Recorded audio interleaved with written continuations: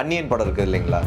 அதில் வந்து ஒரு நேரம் அம்பியாகவும் அந்நியனாகவும் ஒரு சமயம் ரெமோவாகவும் இருக்கிறாரு. ஒரு 3 பர்சனாலிட்டி உடைய ஒரு நபராக இருக்கிறாரு. நான் எப்படியோ ஒரு நார்சிஸ்ட் இருந்து தப்பிச்சிருக்கேன் அப்படிங்கிற மாதிரி எக்ஸ்பீரியன்ஸை சொல்கிறாங்க. அதாவது ரிலேஷன்ஷிப்ல இருக்கும்போது மட்டும் பிரைவேட்டா அது இருந்துக்குது, ஆனா பிரேக்கப் அண்ட் க்ளோஷர் மட்டும் எதுக்காக இவ்வளவு பப்ளிக்கா சொல்லணும்னு சொல்றாங்க. இப்போ அவங்க ஒருத்தரால ரொம்பவே அஃபெக்ட் ஆகியிருக்காங்க.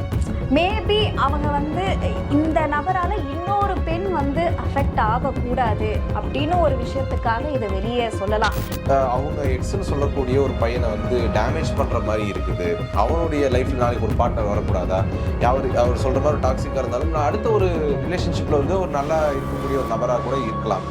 ஆனா அவங்களுடைய பேரை டேமேஜ் பண்றதுனால வந்து அதுல என்ன பெனிஃபிட் கிடைச்சிட போகுதுன்றாங்க. இதுல ஏன் அவங்க நல்லவங்களா காமிச்சுக்கணும்? அவங்கள லூஸ் பண்ணிடக்கூடாதுங்கிறதுக்காண்டி சில கிறுக்குத்தனங்கள்லாம் பண்ணுது. இதுதான் அவங்க அந்நியன் நம்பி ரெமோ அப்படின்னு சொல்றாங்க. இது பசங்க மட்டும் இல்லை, பொண்ணுங்களையும் இப்படிலாம் இருக்கிறாங்க. எங்கேயுமே வந்துட்டு இவர் தான் என்னுடைய லவர் அப்படின்னு சொன்னதே கிடையாது. அவங்க என்ன சொல்றாங்கன்னா தட் பர்சன் தட் ஃபேமிலி அப்படின்னு தான் சொன்னாங்களே தவிர இந்த பர்டிகுலர் பர்சன் இந்த பர்சன் மென்ஷன் பண்றாங்க அப்படின்னு பண்ணவே இல்லை. இன்னைக்கு எல்லாருமே வந்துட்டு ஒரு நடிகரை நம்புறாங்க. நடிகருடைய பேரை தான் எல்லாரும் சொல்றாங்க. ஆனா அந்த நடிகர் வந்து எதை வச்சு அவங்க நம்புறாங்க அப்படின்னா, இவங்க பிரேக்கப் பண்ணக்கூடிய அந்த டைம்ல அவங்களுடைய ஐடியில் அந்த ஃபாலோவர்ஸ் லிஸ்ட்ல பார்க்கும்போது 2 பேருமே இந்த ஃபாலோவர்ஸ்ல இல்லை, ஃபாலோயிங்கும் இல்லை, ஃபாலோவர்ஸும் இல்லை. அப்படிங்கிறப்போ அதை வச்சு தான் எல்லாருமே ஆரம்பிச்சிட்டாங்க. இவங்க அன்ஃபாலோ பண்ணிட்டாங்க, இவங்க தான் ரிலேஷன்ஷிப்ல இருந்தவங்க அப்படின்னு சொல்லி ஒரு நம்பிக்கைக்குள்ள வந்துட்டாங்க.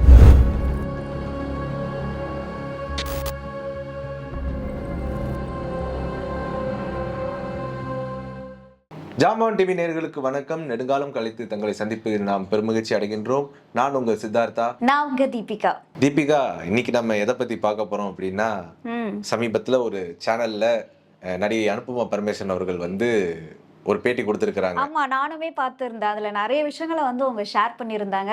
சிலதெல்லாம் வந்து நிறைய விமர்சனமும் ஆச்சு. சில பேர் வந்து அவங்களுக்கு ஆதரவுமே தெரிவிச்சிருந்தாங்க. என்ன சொல்லியிருக்கிறாங்க அப்படின்னா, அவங்களுடைய பாஸ்ட் எக்ஸ் வந்து ஒரு மல்டி பர்சனல் டிஸார்டர் இருக்கிற மாதிரியான ஒரு பர்சனாக இருக்கிறாங்க. அதாவது அந்நியன் படம் இருக்குது இல்லைங்களா? அதில் வந்து ஒரு நேரம் அம்பியாகவும் அந்நியனாகவும் ஒரு சமயம் ரெமோவாகவும் இருக்கிறாரு. ஒரு 3 பர்சனாலிட்டி உடைய ஒரு நபராக இருக்கிறாரு. நான் எப்படியோ ஒரு நார்சிஸ்ட் இருந்து தப்பிச்சிருக்கேன் அப்படிங்கிற மாதிரி எக்ஸ்பீரியன்ஸை சொல்கிறாங்க. இதை நீங்கள் எப்படி பார்க்குறீங்க? ஆக்சுவலாக எனக்கு எப்படி தோணுது அப்படின்னா, இப்போ பொதுவாகவே ஒரு ஹியூமனை பொறுத்த வரைக்கும் ஒரு ரிலேஷன்ஷிப்பில் இருக்காங்க அப்படின்னா, அதில் ரொம்ப அஃபெக்ட் ஆயிட்டாங்க அப்படின்னா, அதை யார்கிட்ட சொல்கிறது அப்படின்னு தெரியாமல் சில விஷயங்கள் இப்போ இன்னைக்கு சோஷியல் மீடியா ரொம்ப வளர்ந்துருக்கிறதுனால அவங்களுடைய ஃபாலோவர்ஸ் கிட்ட வந்து ஷேர் பண்ணலாம் அப்படின்னும் சில பேர் வந்து ஷேர் பண்ணுறாங்க. ஸோ அப்படி இருக்கும் பொழுது ஸோ இவங்களுக்குமே வந்து ஒரு சில விஷயம் போஸ்டெல்லாம் போட்டிருந்தாங்க. அப்போ ஃபாலோவர்ஸ்லாம் என்ன பண்ணுறாங்க, என்னாச்சு இவங்களுக்கு என்னாச்சு அப்படின்னு வந்து கேள்வி கேட்கும்போது, அப்படி ஒரு கட்டாயத்தில் இவங்க எனக்கு இது போல விஷயங்கள்லாம் வந்து நடக்குது அப்படின்னு ஷேர் பண்ணுறாங்க அப்படின்னு நான் வந்து பார்க்குறேன். ஸோ இது வந்து கரெக்டா தப்பா அப்படின்றது நம்ம சொல்ல முடியாது.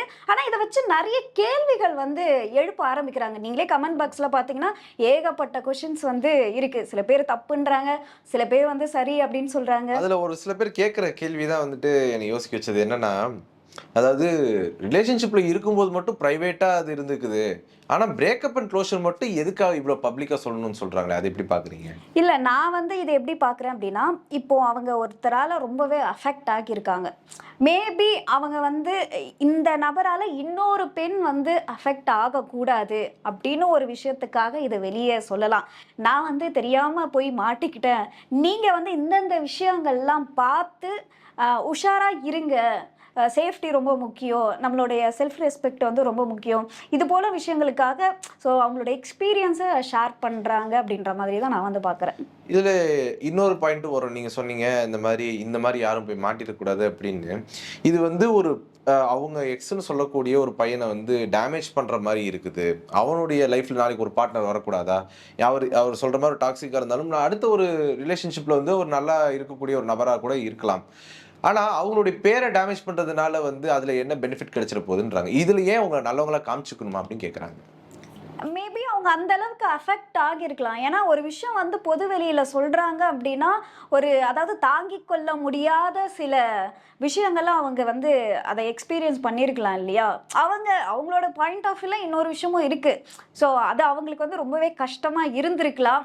யாரும் மாட்டிக்க கூடாது அப்படின்ற ஒரு நோக்கமா கூட இருக்கலாம் இல்லையா? ஸோ என்னோட பாயிண்ட் ஆஃப் இருந்து சில விஷயங்களை நான் வந்து சொல்லியிருந்தேன். இந்த விஷயங்கள்லாம் நீங்க எப்படி பாக்குறீங்க? நம்ம இந்த விஷயத்த நம்ம பேசுற வரைக்கும் ரொம்ப ஒரு கவனிச்சு பேச வேண்டிய தேவை நம்மளுக்கு இருக்குது. என்னன்னா, இதுல அவங்க சொல்றாங்க டெஸ்பரேஷன் தான் இதுல இருந்திருக்குது. இது வந்து லவ் கிடையாது அப்படின்னு அவங்க சொல்றாங்க. இன்னைக்கு ஏகப்பட்ட பேரு லைஃப்ல வந்து இந்த அப்சஷன் அப்படிங்கிற விஷயத்துக்கும் லவ்ங்கிற விஷயத்துக்கும் வித்தியாசமே தெரியாம இருக்கிறாங்க. இந்த அப்சஷனை பொறுத்த வரைக்கும் எப்படி இருக்கும் அப்படின்னா, அதாவது ஃபர்ஸ்ட் வந்து நீங்க நீங்க போடுற ட்ரெஸ்ல இருந்து, நீங்க வே ஆஃப் ஸ்பீக்கிங்ல இருந்து எல்லாமே அவங்களுக்கு ரொம்ப பிடிச்சிரும். அதை பார்த்துட்டு இவங்க நமக்கான பர்சன் அப்படின்னு நம்ம வந்து ஒரு பக்கம் ஃபீல் ஆகும். அப்போ அந்த இடத்துல ஃபால் ஆகும், வந்து லவ்ல ஃபால் ஆகும். அவங்க இல்லைன்னா நம்மளால இருக்க முடியாது அப்படிங்கிற ஒரு ஃபீல் இருந்துகிட்டே இருக்கும். அவங்கள லூஸ் பண்ணிடக்கூடாதுங்கிறதுக்காண்டி சில கிறுக்குத்தனங்கள்லாம் பண்ணுவோம். அதுதான் அவங்க அந்நியன், நம்பி, ரெமோ அப்படின்னு சொல்றாங்க. இது பசங்க மட்டும் இல்லை, பொண்ணுங்களையும் இப்படிலாம் இருக்கிறாங்க. ஏன்னா யாருக்கு அந்த அப்சஷன் ரொம்ப ஜாஸ்தி ஆகுதோ அவங்க இதை பண்ணிடுறாங்க. அப்போ அந்த அப்சஷன்ல இருந்து ஒரு லெசன் கிடைக்கும். அதுதான் இந்த ஃபர்ஸ்ட் லவ்னு சொல்லுவாங்க இல்லைங்களா? அந்த அப்சஷன்ல இருந்து ஒரு லெசன் கிடைக்கும். நம்ம வந்து லவ்ல இந்த மாதிரி மிஸ்டேக்ஸ் எல்லாம் பண்ணக்கூடாது. நாம இந்த மாதிரிலாம் இருந்துட்டோம் அப்படின்னா அது ஒருத்தவங்களுக்கு ரொம்ப ஒரு ஹார்டான ஒரு ஒரு ஒரு பாரமான ஒரு விஷயமா பார்க்க ஆரம்பிச்சிருவாங்க. எதெல்லாம் நான் ஆரம்ப காலகட்டத்தில் ஒரு நல்ல ஒரு ஃபீலா பார்க்க ஆரம்பிச்சாங்களோ அது எல்லாத்தையுமே வந்து ரொம்ப ஒரு தொல்லையா பார்க்க ஆரம்பிச்சிருவாங்க. நம்ம லவர் படத்துல கூட பார்த்துருப்போம். ஆரம்பத்துல வந்து இந்த அருணை வந்து ரொம்ப டீப்பா லவ் பண்ணி இருந்திருப்பாங்க. ஆமா. திவ்யா கூட சொல்லுவாங்க, என்ன சொல்லுவாங்கன்னா, எப்படா உன்னை பார்ப்பேன் இருக்கும், எப்படா கிளாஸ் முடியும், எப்படா உன்னை பார்ப்பேன் இருக்கும் அப்படின்னு. அது இப்போ எப்படி இருக்குது அப்படின்னு கேட்டா, இப்போ உன் மேல சுத்தமா ஃபீலிங்ஸே இல்லை அப்படின்னு அந்த பொண்ணு சொல்லி முடிச்சிடும். உன்னை பார்த்தாலே எனக்கு பயமா இருக்கு அப்படின்னு. ஏன்னா அந்த இடத்துல அருண் வந்து தன்னையே லோஸ் பண்ணிக்கிறான். அதாவது திவ்யா வந்துட்டு அந்த அருணை விரும்பாததுக்கு காரணம், அருணை வந்து அப்படி டாக்ஸிக்கா மாறிட்டாங்கிறது மட்டும் இல்ல, அருண் அந்த இடத்துல அருணாவே இல்ல.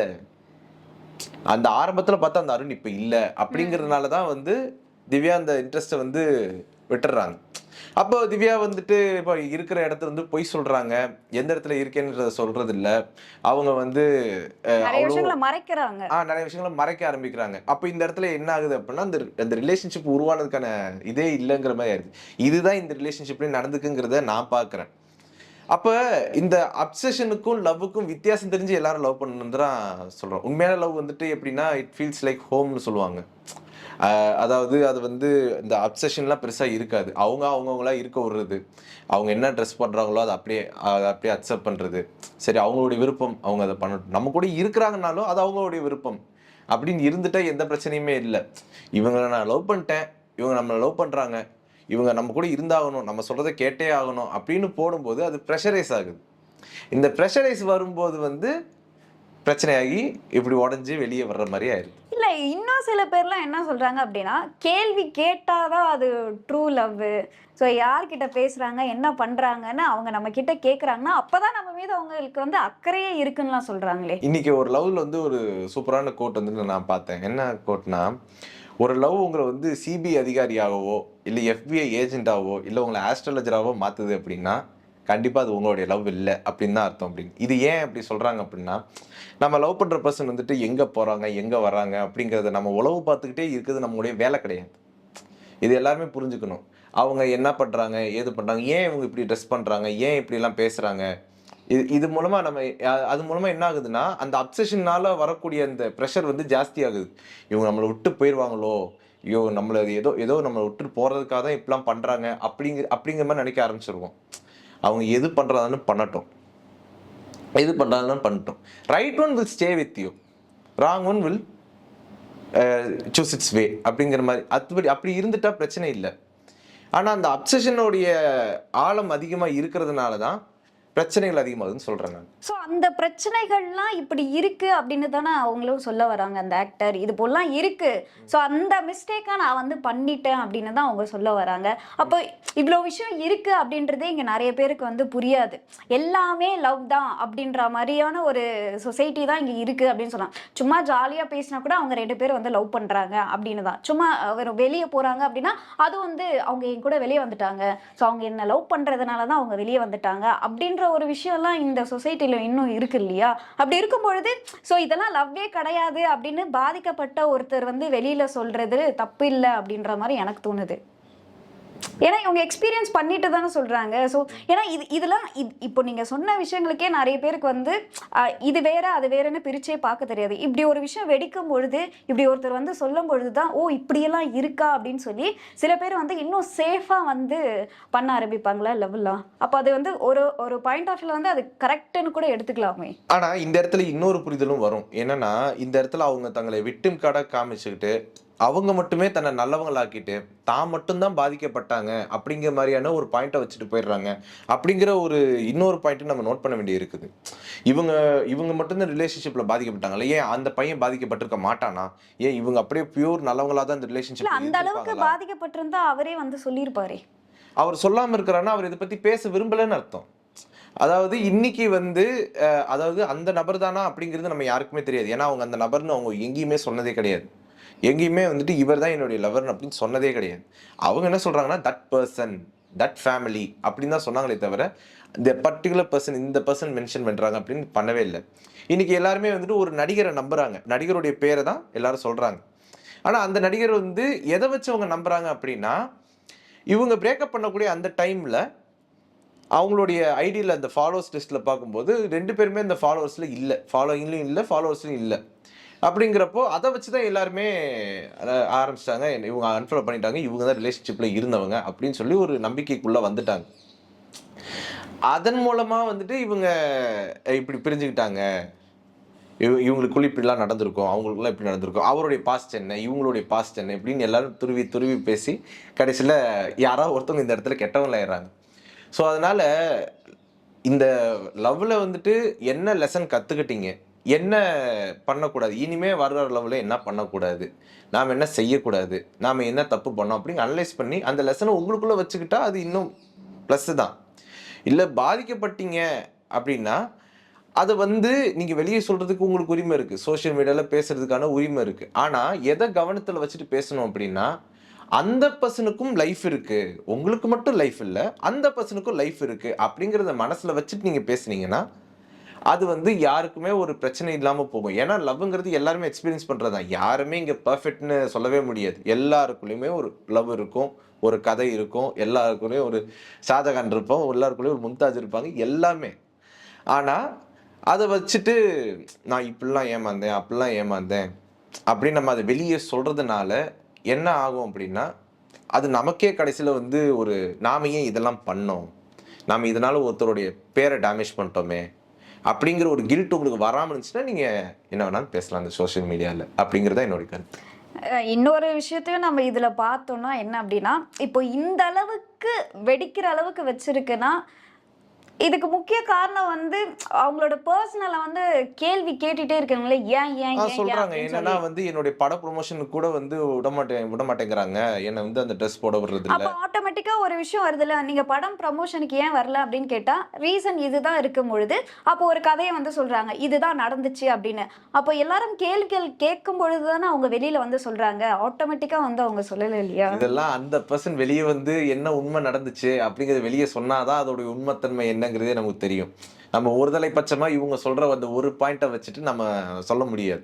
அவரும் சொல்லணும், ஆமா நான் இதுக்காக தான் நான் சொன்னேன் அப்படின்னு அவர் சொன்னார். அது இந்த பர்சன் யாரோ ஒருத்தர், அவங்க சொல்ற பர்சன் யாரோ, அவர் வந்து இல்லைங்க நான் வந்து இந்த ரீசனுக்காக தான் அவங்கள போக விடல அப்படின்னு சொன்னாலும் சரி, இல்லை நான் அப்படி எங்கேயுமே அப்படி சொன்னதே கிடையாது அப்படின்னு சொன்னாலும் சரி, அவர் இந்த வார்த்தையை சொன்னாதானே இவங்க சொன்னதை நம்ம நம்ப முடியும்.